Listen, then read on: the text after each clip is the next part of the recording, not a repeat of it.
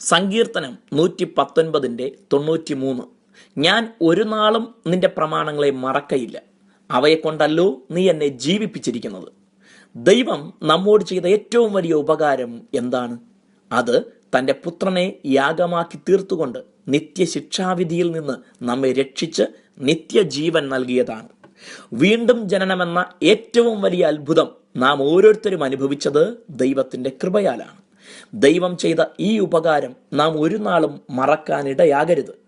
ബന്ധുജനത്തിന്റെ പ്രലോഭനങ്ങളോ ലോകസുഖങ്ങളുടെ വശ്യതയോ ഭൗതിക നേട്ടങ്ങളുടെ ആകർഷണമോ ഒന്നും നമ്മെ ദൈവം നമുക്ക് ചെയ്ത ഈ മഹാകാര്യം മറക്കുന്നവരാകാൻ അനുവദിക്കരുത്. ഇത് മറന്നാൽ ഒരു നിമിഷം പോലും നമുക്ക് ആത്മീയ ജീവിതം നിലനിർത്താനാവുകയില്ല.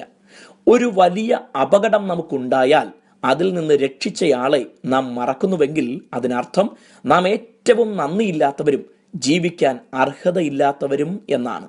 അങ്ങനെയെങ്കിൽ നരകത്തീയിൽ നിന്ന് നമ്മെ വിടുവിക്കാൻ സ്വയം ദൈവത്തിന്റെ ക്രോധ തീയിൽ ഏൽപ്പിച്ചു മരിച്ച ദൈവപുത്രനെ നാം മറന്നാൽ അത് എത്ര ഹീനമായ പാപമായിരിക്കും.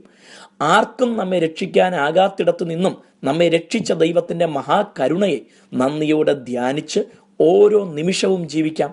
നമ്മെ ജീവിപ്പിച്ച ദൈവവചനമാകുന്ന യേശുവിനെ സദാ ഹൃദയത്തിൽ വഹിച്ച് ആരാധിക്കാം. ദൈവം നമ്മേവരെയും സമൃദ്ധിയായി അനുഗ്രഹിക്കട്ടെ.